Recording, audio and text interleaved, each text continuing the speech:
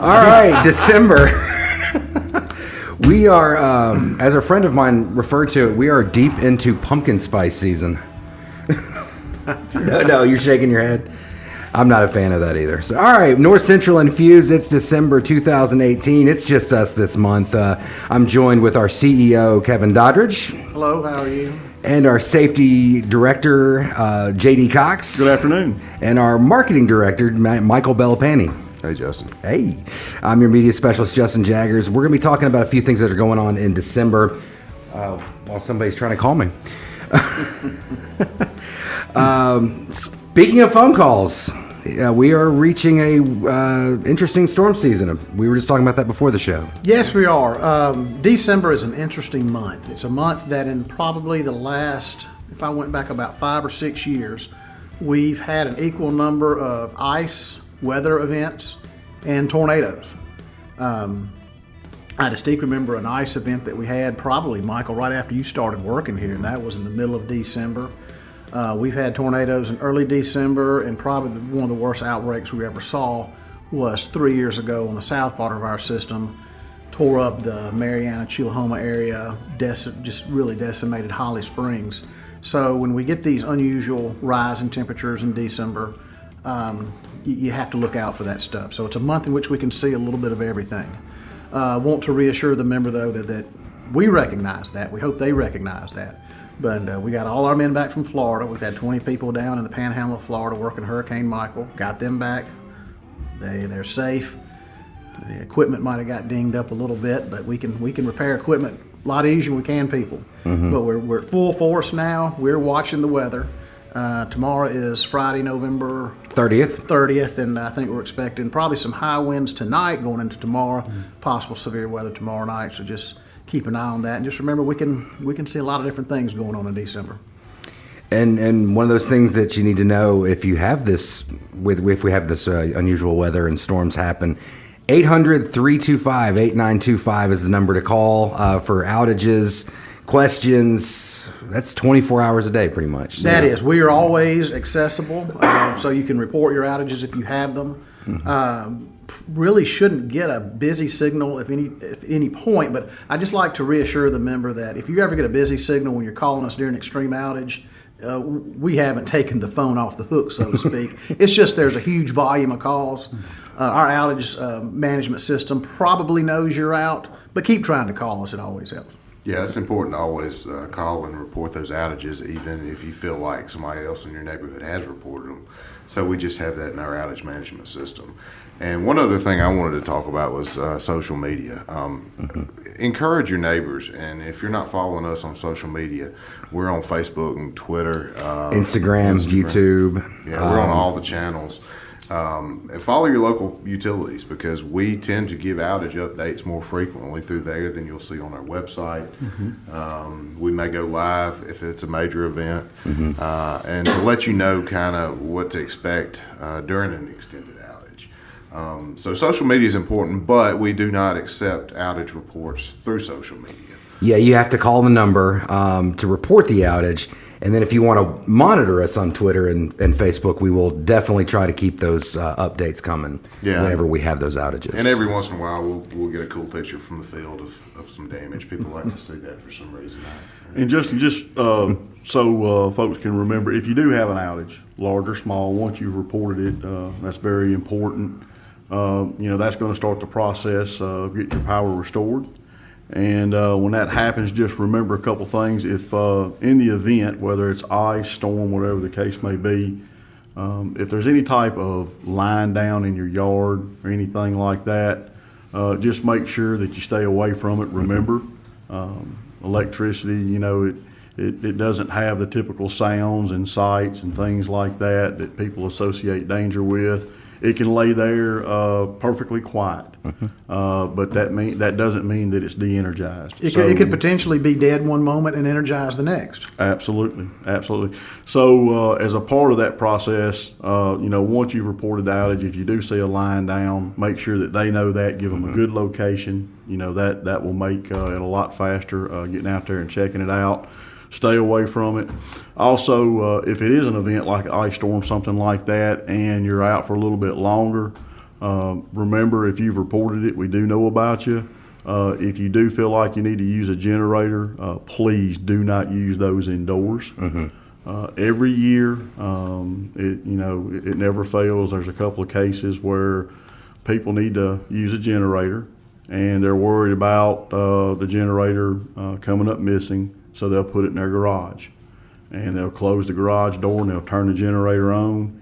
And usually that doesn't turn out very well. So please, if you feel the need, we certainly hope that you don't have to, but if you do feel the need to use a generator, please just, keep those tips in mind. Do not run it inside the garage. Be sure it's well ventilated. Actually ground a generator. A lot of people don't know that you're supposed to ground a generator, but you are. So make sure that you do that. And then after it's reported, you're going to see some of our folks come out, to see what's going on. They're going to start that troubleshooting process. Remember, because the way our lines are segmented, there's a possibility that your lights could be out and the house right across the street could be on. I know that's a common question. But just like the fuse panel in your house or the breaker panel in your house, if there's an issue in one room, that doesn't mean the power's going to be out in the whole house. It's just going to be out in that one room. And there's a maintenance process that we go through to try to get that back on. 80% of the time when our service guys show up, they're going to get your service back on. If it's something that they can't handle, we have crews on 24/7, holidays, weekends, it doesn't matter. And they'll get out there as quickly as possible to fix the problem. Yeah, we've really gotten very aggressive with our right-of-way maintenance in the last year to 18 months, and the system has been maintained well. It's a good hardened system, so we think we can weather any storm better than most. Yeah. Can I hit on one thing real quick? And I experienced this early on when we had that storm you referred to, and we have winter situations. JD, you may want to explain just how the process in restoring power, but we have issues a lot of times in extended outages where people are stopping our line workers on the roadways. And when you've got icy conditions, that's dangerous. We try and maintain safe working environments. And it may look like they're just standing around, but they may just be waiting on a guy to get back to report on the conditions of a line downstream. So, absolutely. Once an outage is reported, like I said earlier, we have a very clear and repetitive process that we go through in order to troubleshoot what the issue is. And that really starts from the moment the outage is reported. We have employees who are looking to see if there are notifications. Is there a larger issue coming out of one of the substations, or is it more localized? And our outage management system helps identify whether that problem is a much larger problem or a smaller problem. So we take that information, and then the way our system is built, like I said, it's like the breakers in your house. Really, we have fuses in place to localize the problem as much as possible. And we realize that during an outage, certainly everybody wants to get their power back on. But when the service guys start showing up and the crews start showing up and everything, if you think about it, if they're going into a neighborhood and there's 175, 200 houses in there, if they stop all along the way and speak to every one of those, which they will, our guys are not going to. They're going to service the member, and they're not going to be rude by any stretch of the imagination. But that just extends the outage. And they're really trying to get down there. 9 times out of 10, they know where the issue is at, and they're just trying to get there as quickly and safely as possible. And when you think about making a situation safe, every time they stop to talk with someone, it's just delaying making that situation safe or restoring that power. Yeah. Good. Okay. And if you, one of the things I've been able to see is our ready room and how they prioritize these outages, and we try to make sure that the greatest number of members affected are taken care of first and kind of just work down the line. But these guys prioritize, and I've actually gotten to see this from behind the scenes. They are very detailed, very thorough, and they try to make sure that that everybody's power gets back on, and they don't quit until everybody's power's back on. There is a reason why the power gets restored as quickly as it does. It is a well-oiled machine. We get opportunities to practice it quite often. We have very regimented procedures that we go through. and it's something that we are very capable, equipped, and trained to handle. And the bottom line is that we know the people we're going to restore are the people that we go to church with, we shop with them, our kids go to school with them. So we have a vested interest in our community to get the power back on. So are you saying that people you know in the general public will quiz you if their power goes out occasionally? Absolutely, absolutely they will. All right, so moving on. This is our last podcast of the year, and I know one thing that we've been wanting to touch on, we've actually touched on several times, is broadband. Right. And that's going to be a word. I may start calling it high-speed internet so we don't have to hear the same word every month. The status of that is the leadership in Mississippi, the lieutenant governor, wanted the electric co-ops to give him a bill. He said, if we're going to pass a law allowing y'all into the high-speed internet business, you should write the bill. So we sat together. We've had several meetings in Jackson. We've done just that. We've cleaned it up. We've presented it to the leadership. We may clean it up a little bit more, but a bill will be dropped in January. The bill has a lot of support. We really don't have anyone on the House just yet that really wants to, as I say, tote the water, but everybody says they'll vote for it. So we've got people, we're in pretty good shape as far as getting it introduced. We really hope to get some immediate action on this in early January. I'd love to see a bill signed by the first week of February. Most often the legislature doesn't follow my calendar, but that's what I wish we could do. And to me, that's something that benefits the whole state. And as I reiterate, all the electric cooperatives are asking for is permission and patience. We're not asking for funds or anything like that. Just give us permission. And then when we set up our business models and our plans to determine, A, if we can do it, and then how we're going to do it, then be patient as we try to build the system out. But I'll probably nothing I will. In January, I'll probably get into this a little bit deeper. And when people say, well, Kevin, do we need to start making phone calls? Do we need to do this? Our elected officials are smart people, and we talk to them, and we really don't have to pepper them with this grassroots approach yet. But if that changes, I'll definitely be here in January telling names, phone numbers, email addresses, and what to say. All right. So with that being said, now it's coming up on the Christmas holiday, and we have tons of events to talk about, I think. Yeah, we do. But let's talk about what we did in the past, too. Oh, yeah. And something that just my favorite time of year. And Northcentral, Kevin and the board are gracious in allowing us to do this. Every year we've had the opportunity to go purchase food and put together some Thanksgiving baskets and deliver those to areas within our service territory. And every employee is involved in this, hand packing the boxes, and we knock on the doors and deliver them, and sometimes even put them up in their kitchen. So it's a fun event. We were able to deliver baskets to 147 residents in DeSoto and Marshall County. That's a lot of people. Yeah. 147 is a lot. And it's just it's great to wear your logo around town and have somebody just randomly come up and say thank you, because you know it actually means something to somebody. And there's a lot of need in our community, and we always want to keep our ears open to that need. But one of those people that we helped actually approached you. Yeah, I got a big hug in Piggly Wiggly, which I'm a hugger, so that's great. Yeah. So if you get a chance, it's on YouTube, it's on Facebook. Look it up. We posted it I believe last week, and it's our employees delivering these boxes and seeing. It's really funny. With some people, you tell them it's Northcentral's at the door, and they get kind of nervous, and then we have a box of food for them. Yeah. But yeah, they were very, very grateful, and it's a really cool event, and I'm very proud to be able to walk around with a camera and show this work off that we do. So well, it's also great to get together as employees and do something good for our community.